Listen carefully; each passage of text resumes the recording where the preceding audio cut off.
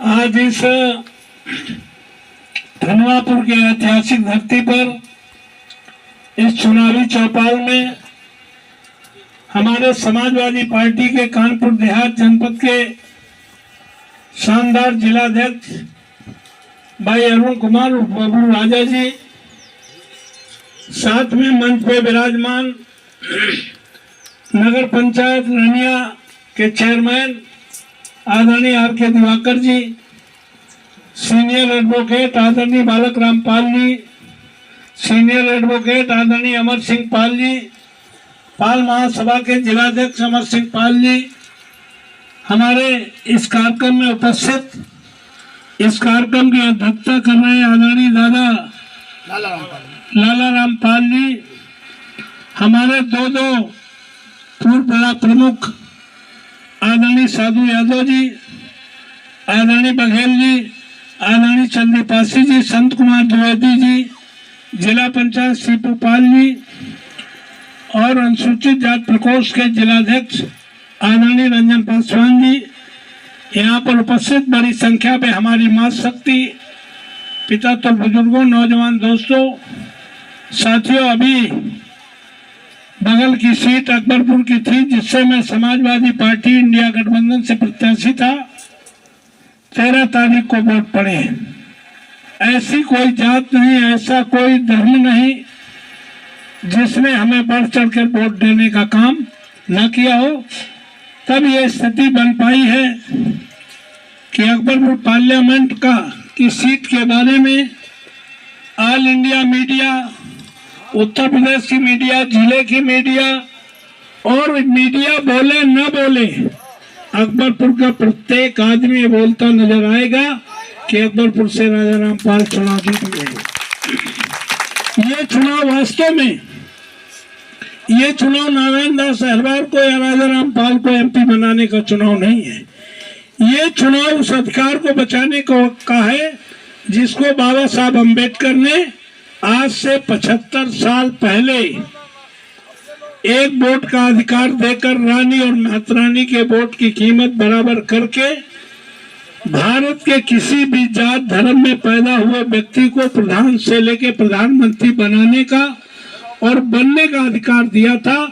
उस अधिकार को बचाने का चुनाव है। अगर बाबा साहब अम्बेडकर नहीं पैदा हुए होते तो हम 2 बार एमपी बन चुके हैं, एमएलए बन चुके हैं, तीसरी बार एमपी बन जाएंगे। अगर बाबा साहब न पैदा हुए होते तो हम प्रधान बनने का सपना भी नहीं देख सकते थे। इसलिए उस अधिकार को आदरणीय मोदी जी खत्म करना चाहते हैं, इसलिए वो 400 पार की बात कर रहे हैं। संविधान को खत्म करने की जो कोशिश करेगा, इसको भारत का कोई भी व्यक्ति, किसी भी जात दल धर्म का आदमी होगा, उसे कतई बर्दाश्त करने का काम नहीं करेगा। आपको मालूम है 10 साल पहले मोदी जी आए थे, उन्होंने कहा था कांग्रेस ने बड़ा भ्रष्टाचार किया है, विदेशों में काला धन जमा है, हमें गद्दी में बिठाओ, हम 100 दिन के अंदर काला धन लाएंगे और इतना काला धन जमा है कि 15-15 लाख सबके खाते में आ जाएंगे। किसी के 15 रुपए आए खाते में? नहीं आए। यानी मोदी जी ने झूठ बोला। उन्होंने कहा कि नौजवानों हमें गद्दी में बिठाओ, हम 2 करोड़ नौकरियां देंगे। 2 करोड़ नौकरी तो नहीं मिली, अलबत्ता अचानक नोटबंदी और कोरोना के चलते 2 करोड़ लोग जो देश और विदेश में काम कर रहे थे वो अपने स्वदेश घर में जरूर लौट आए। और इन 10 सालों में 16 साल, 15 साल, 18 साल, 22 साल, 20 साल, 24-25 साल का 5 करोड़ नौजवान सरकारी नौकरी से हमेशा के लिए ओवरएज हो गया। उन्होंने किसानों से कहा था हम किसानों की आय 2 गुनी करेंगे।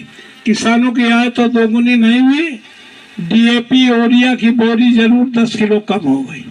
हो गई कम कि नहीं? पहले 40 किलो थी, अब 50 किलो थी, अब 40 किलो की रह गई। और उन्होंने कहा कसम हमें इस मिट्टी की, हम देश नहीं बिकने देंगे। और उन्होंने क्या क्या बेचा है?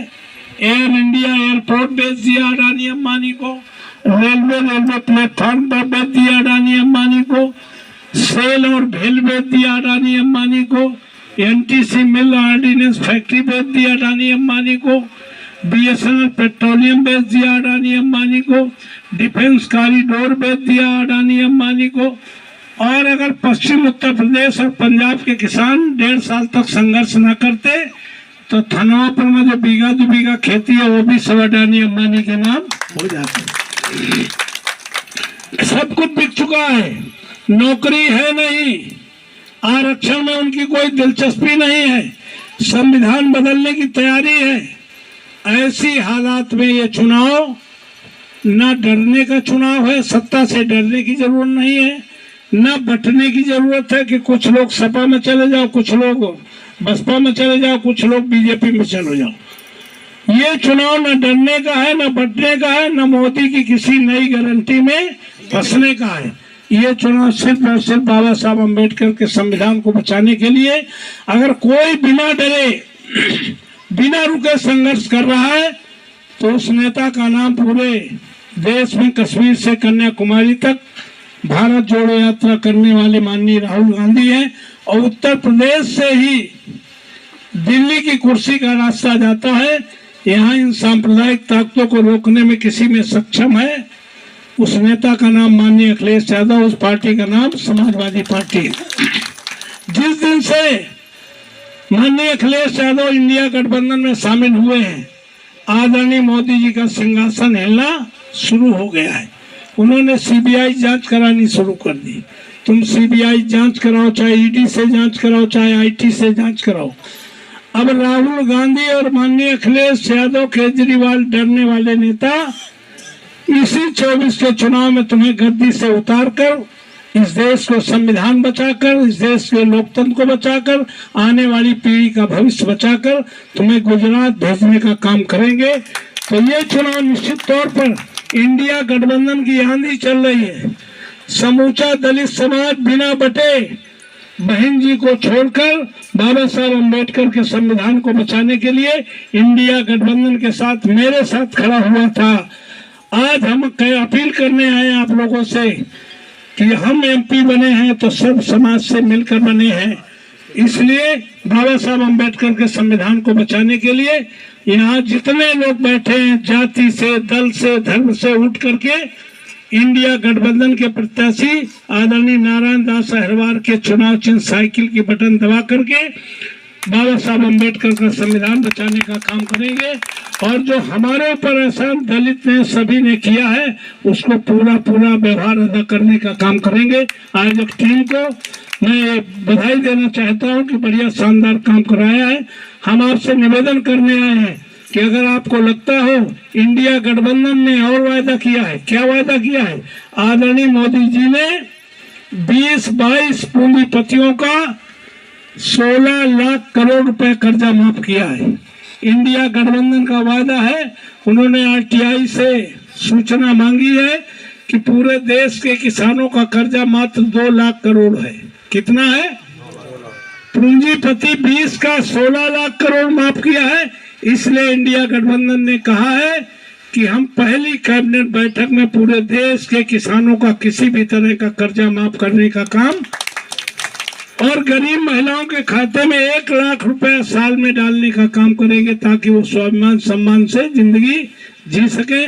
इसलिए आपसे निवेदन करने आए हैं, अगर मेरी बात समझ में आ रही है तो हाथ ऊंचा करके बताओ कि हम संविधान बचाने के लिए, बाबा साहब अम्बेडकर के संविधान बचाने के लिए साइकिल के बटन दबाने का काम करेंगे। आप सभी को बहुत बहुत धन्यवाद। जय हिंद, जय भारत।